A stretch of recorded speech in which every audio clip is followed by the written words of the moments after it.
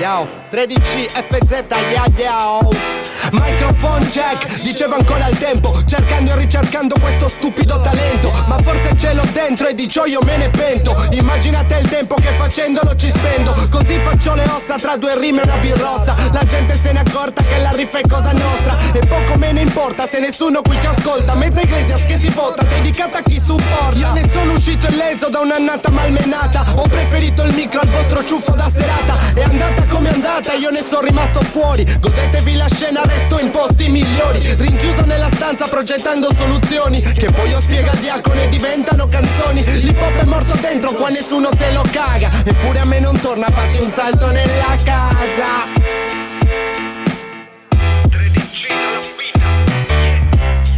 Fatti un salto nella casa. Fatti un salto nella casa. Fatti un salto nella casa. Siamo sempre fatti dentro questa casa.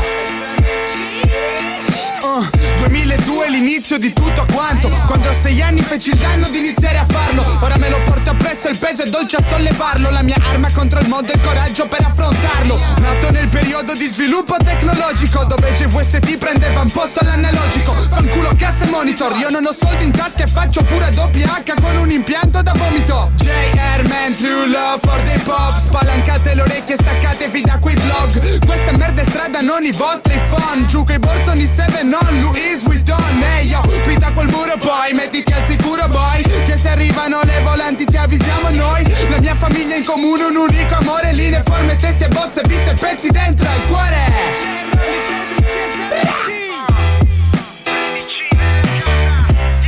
Fatti un salto nella casa. Fatti un salto nella casa. Fatti un salto nella casa. Siamo sempre fatti dentro questa casa. Seguo ogni notte la sostanza che c'ha. Boom bap, WhatsApp da Biggie a Tupac, da KRS-One ai Das FX, do di Big, Ghostface Killah, Master Kill e Method Man. Le mie casse spingono sempre seal, urlano come il Bill, come finisce di Mind Tricks. Non fiction, la coca nostra, la vita costa e la vivo con la musica più tosta.